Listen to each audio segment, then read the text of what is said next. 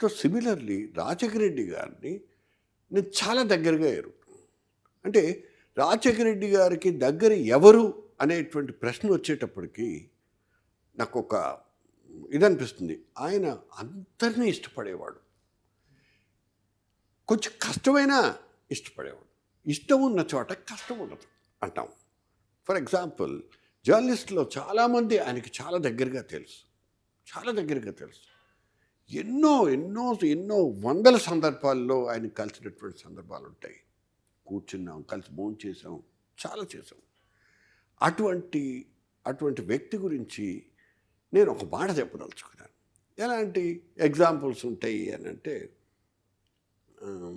ఆయనకి ఒక అందరికీ తెలుసు ఏంటంటే, ఆయన ఎవరిని కలవకుండా ఎవరిని పంపించడు. ఎంతమంది వచ్చినా వాడిని కలుస్తాడు. ఆయన అధికారంలో ఉన్నప్పుడే కాదు, ఇక్కడేదో ప్రగతి భవన్ ఇవన్నీ ఇప్పుడు సరే, బట్ ఆయన చీఫ్ మినిస్టర్ అయిన తర్వాత అవ్వక ముందు కూడా ఎంతమంది వస్తే అంతమందిని కూడా కలిసి పలకరించేటువంటి స్వభావం అయింది.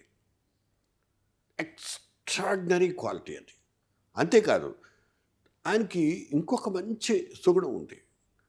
ఒకసారి కలిసిన తర్వాత హే హే పేరు పెట్టి పిలవడం. అండి పేరేంటి?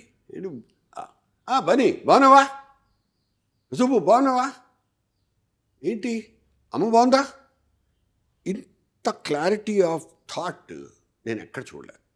ఉంది, నేను వేరే వాళ్ళు ఎవరికి లేదని నేను అనట్లేదు. రాజశేఖర రెడ్డి గారి దగ్గర ఉన్నటువంటి లక్షణాలు మిగతా వాళ్ళ దగ్గర ఏం లేవో చెప్తాను.